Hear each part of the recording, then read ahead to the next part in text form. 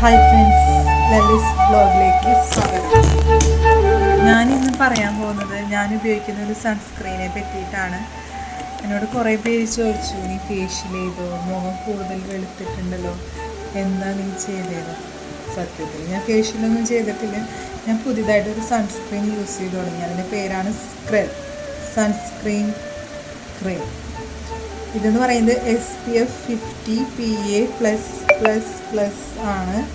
Advance broad spectrum UVA+UVB ഫിൽറ്റേഴ്സാണ്. നമുക്ക് പുറത്ത് പോകുമ്പോൾ, അത് റെയിനി ഡേ ആണെങ്കിലും അല്ലെങ്കിൽ നല്ല വേനലുള്ള സമയത്താണെങ്കിലും ഈ സൺസ്ക്രീൻ യൂസ് ചെയ്താണെങ്കിൽ വളരെ നല്ലതായിരിക്കും. നമ്മൾ പുറത്ത് പോകുന്നതിനേക്കാൾ അരമണിക്കൂർ മുമ്പെങ്കിലും ഇത് യൂസ് ചെയ്യുന്നതാണ് പറയാറ്.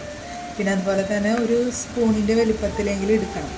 ശരിക്കും SPF 50 ആണ് ഇതിൽ രേഖപ്പെടുത്തിയിരിക്കുന്നത്. സൺസ്ക്രീൻ ശരിക്കും SPF 30 to 70 എങ്കിലും വേണം.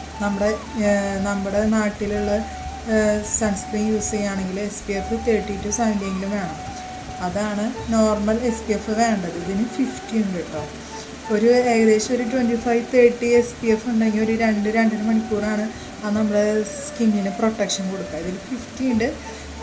എവറി 3 to 5 hours നമ്മൾ ഈ സൺസ്ക്രീൻ അപ്ലൈ ചെയ്യാമെന്നാണ് പറയുക. അങ്ങനെ അപ്ലൈ ചെയ്യാൻ പറ്റില്ലെങ്കിലും അറ്റ്ലീസ്റ്റ് നമ്മളൊരു 2-3 വട്ടമെങ്കിലും അപ്ലൈ ചെയ്യുകയാണെങ്കിൽ നല്ലതായിരിക്കും. എനിക്ക് കറക്റ്റായിട്ട് യൂസ് ചെയ്യാൻ പറ്റാറില്ല, എന്നാലും ഞാൻ ജസ്റ്റ് ഒരു വട്ടമെങ്കിലൊക്കെ ഒരു ദിവസം യൂസ് ചെയ്യാറുണ്ട് കേട്ടോ. ഇത് ഞാൻ തുറന്ന് കാണിച്ചു തരാം. ഇതാണ് സ്ക്രെൽ എന്നാണ് ഇതിൻ്റെ പേര്. SPF 50 PA++, advance broad spectrum UVA+UVB filters, cellular protection ഫോർമുലയാണ്.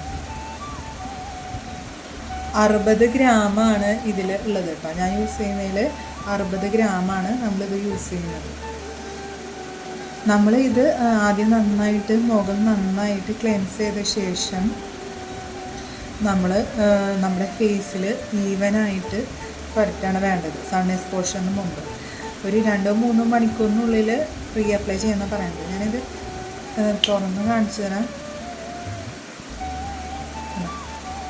ശരിക്കും നമ്മളൊരു ഫൗണ്ടേഷൻ്റെ ഒക്കെ ഒരു കളറാണ് ഇതിന്. ഇത് ഞാനിപ്പോൾ എൻ്റെ കയ്യിൽ തേച്ച് കാണിച്ചു തരാം.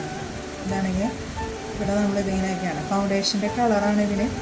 ഇത് നമുക്ക് ജെല്ലി ആയിട്ട് നമ്മളിങ്ങനെ ഫേസിലാണ് ഇത് അപ്ലൈ ചെയ്യുന്നത്.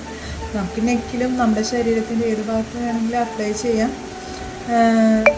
സാധാരണ ക്രീംസൊക്കെ ഉപയോഗിച്ച് ഞാൻ കണ്ടിട്ടുണ്ട്. വെയിലത്തൊക്കെ ഇറങ്ങി കഴിഞ്ഞിട്ടുണ്ടെങ്കിൽ അത് നന്നായിട്ട് നമ്മൾ സ്വെറ്റ് ചെയ്യും, വിയർത്ത് പോവും.